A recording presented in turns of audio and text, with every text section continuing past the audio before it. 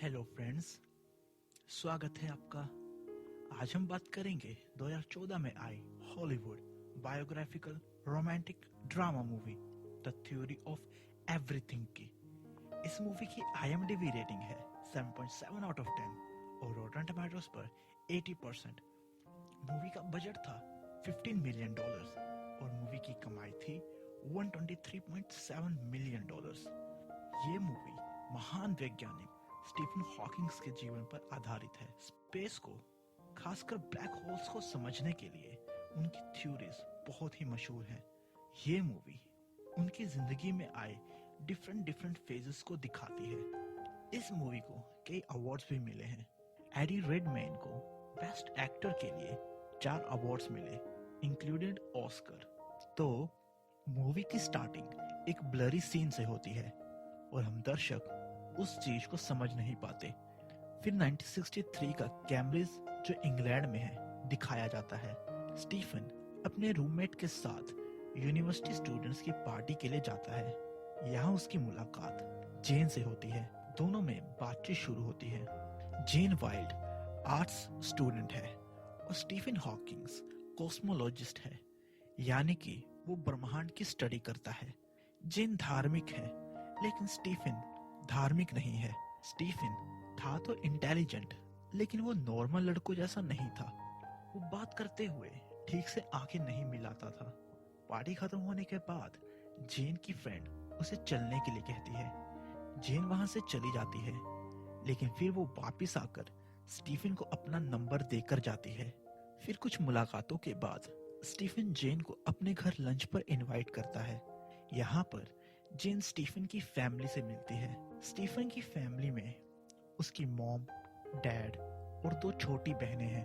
यहाँ पर स्टीफन जेन को मे बॉल में अपना डांस पार्टनर बनने के लिए पूछता है, जिस पर जेन हाँ कर देती है।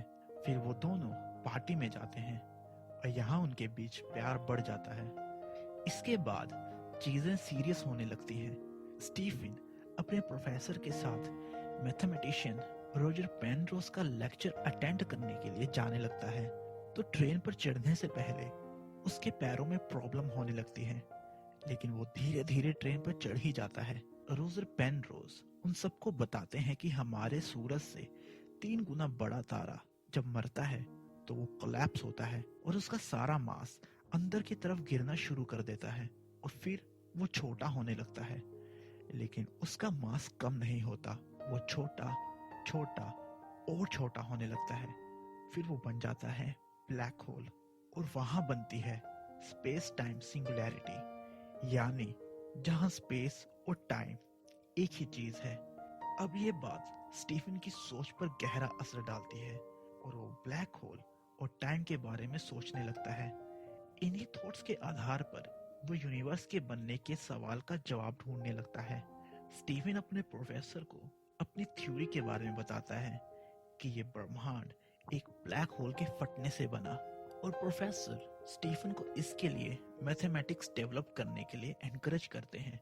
इसके बाद स्टीफन जब बोर्ड पर इक्वेशंस लिख रहा था तो उसके हाथ से चौक गिर जाता है और उसकी उंगलियां कांपने लगती हैं। फिर जब स्टीफन हॉस्टल में अपने रूम की तरफ जा रहा था तो वो एकदम से जमीन पर गिर जाता है और उसका सिर जमीन से बहुत जोर से टकराता है। जब उसे डॉक्टर के पास ले जाया जाता है तो हमें पता लगता है कि स्टीफन की टांगें कमजोर हो गई हैं। उसकी उंगलियों ने काम करना बंद कर दिया है। डॉक्टर बताता है कि इसे कहते हैं मोटर न्यूरॉन डिजीज। ये एक प्रोग्रेसिव न्यूरोलॉजिकल डिसऑर्डर है जिसमें जरूरी मसल्स एक्टिविटी को कंट्रोल करने वाले ब्रेन सेल्स बर्बाद हो जाते हैं, जैसे कि बोलना, चलना, सांस लेना, निगलना। मसल्स को हिलने डुलने के लिए जो सिग्नल्स चाहिए वो उन तक नहीं पहुंचते, जिससे मसल्स धीरे धीरे खराब होती जाती है और धीरे धीरे खुद से कुछ भी करने की काबिलियत खत्म हो जाती है। ऐसे में औसतन उम्र बचती है 2 साल। स्टीफन पूछता है कि दिमाग का क्या? डॉक्टर बोलता है कि ब्रेन पर असर नहीं पड़ता, आपके विचार नहीं बदलेंगे, बस दूसरे लोग आपकी बात को समझ नहीं पाएंगे। हॉस्टल में स्टीफन को जेन की कॉल आती है, लेकिन दुखी स्टीफन जेन की कॉल बिना कुछ बोले ही काट देता है। जेन को स्टीफन की हालत के बारे में उसके रूममेट ब्रायन से पता लगता है। फिर जेन स्टीफन से मिलने के लिए आती है, लेकिन स्टीफन उसे वहां से चले जाने के लिए कहता है। स्टीफन जेन को बोलता है कि चली जाओ यहाँ से, मैं 2 साल में मरने वाला हूँ, मुझे अपना काम करना है। फिर जेन स्टीफन को आई लव यू बोल देती है। ये फर्स्ट टाइम था जब उन दोनों में से किसी ने आई लव यू बोला था, लेकिन स्टीफन बोलता है कि ये नहीं हो सकता, मेरा पूरा शरीर खराब हो जाएगा। तब जेन बोलती है कि हमारे पास जितना वक्त है हम साथ रहेंगे। स्टीफन के डैड जेन को समझाने की कोशिश करते हैं कि हम ये लड़ाई नहीं जी सकते, इसीलिए तुम ठीक से सोच लो। लेकिन जेन बोलती है कि मैं उसे प्यार करती हूँ, और वो भी करता है। फिर जेन और स्टीफन की शादी हो जाती है और उनके घर एक लड़का पैदा होता है। अब स्टीफन अपने घर की सीढ़ियां भी ठीक से नहीं उतर सकता था। इसके बाद दिखाया जाता है कि स्टीफन को अपने स्पेस टाइम सिंगुलैरिटी और ब्लैक होल की थीसिस के लिए डॉक्टरेट की डिग्री मिल जाती है। डॉक्टरेट की डिग्री मिलने की खुशी में रात में स्टीफन के सारे फ्रेंड्स इकट्ठे होते हैं, लेकिन अचानक से स्टीफन की हालत खराब हो जाती है। फिर सुबह जेन स्टीफन को एक व्हील चेयर देती है और स्टीफन उस पर बैठकर बोलता है कि ये तो बस टेम्परेरी है। स्टीफन का बोलना अब काफी मुश्किल हो गया है। फिर उनके घर एक बेटी पैदा होती है। एक रात जब जेन स्टीफन को स्वेटर पहना रही थी, तो अचानक से उनकी बेटी रोने लगती है और जेन जब स्टीफन को छोड़कर जाती है तो स्टीफन खुद ही स्वेटर पहनने की कोशिश करता है, मगर वो फंस जाता है और स्वेटर में से वो आग को देखता है। तो उसे एक आइडिया आता है और फिर वो बहुत सारे वैज्ञानिकों के सामने अपनी थ्योरी बताता है कि ब्लैक होल्स असल में चमकते हैं एक रेडिएशन से। इसी रेडिएशन से निकलने की वजह से ब्लैक होल्स का अपना मास कम हो जाता है और एक धमाके के साथ खत्म हो जाता है। स्टीफन की इस थ्योरी को कुछ साइंटिस्ट नहीं मानते, लेकिन काफी सारे साइंटिस्ट उसकी इस थ्योरी को अप्रूव कर देते हैं और थ्योरी को हॉकिंग्स रेडिएशन का नाम दिया जाता है। पहले एक स्टार एक ब्लैक होल में गायब हो जाता है और फिर ब्लैक होल भी गायब हो जाता है। इस तरह से ये थ्योरी समय की शुरुआत को भी सिद्ध करती है।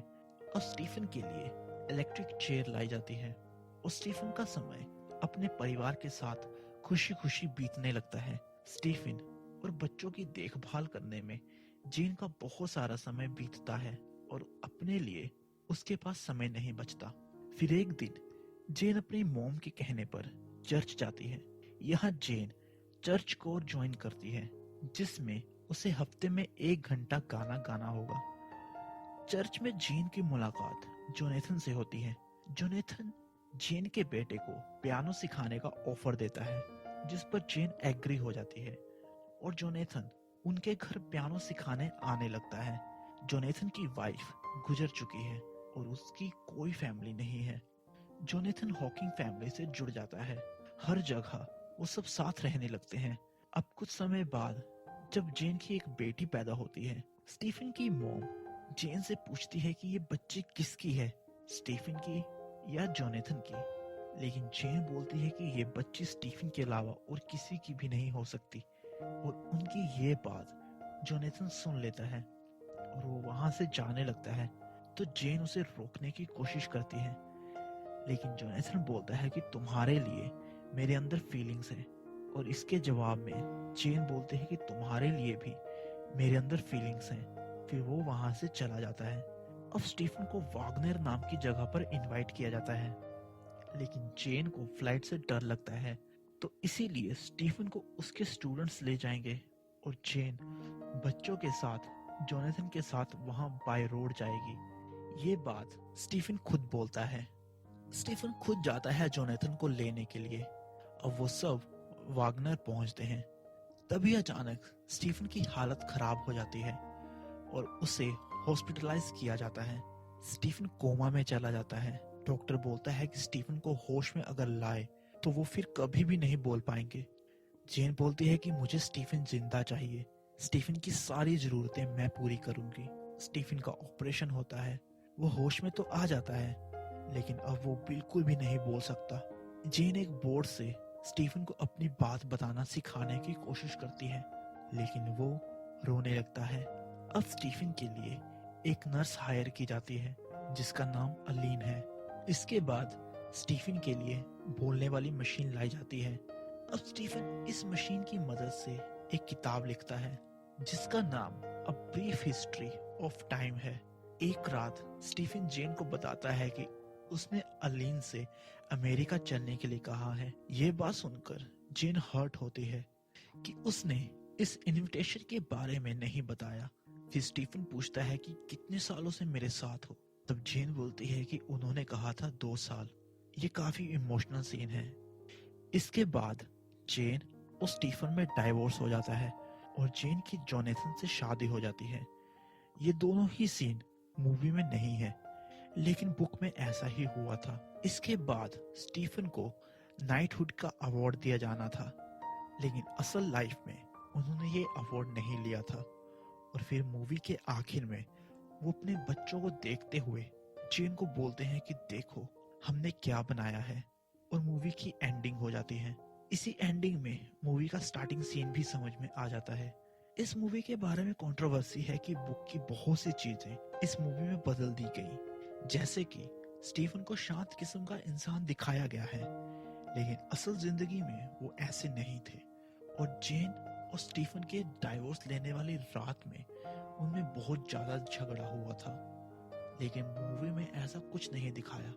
मूवी में दिखाया गया है कि जेन स्टीफन को छोड़कर गई, लेकिन असल लाइफ में स्टीफन ने अलीन के लिए जेन को छोड़ा। दोस्तों, आपको ये वीडियो कैसी लगी इस बारे में मुझे कमेंट करके जरूर बताएं, और इस वीडियो को लाइक एंड शेयर कर लें, और चैनल को प्लीज सब्सक्राइब कर लें। आपसे मुलाकात होगी अगली वीडियो में। तब तक के लिए गुड बाय।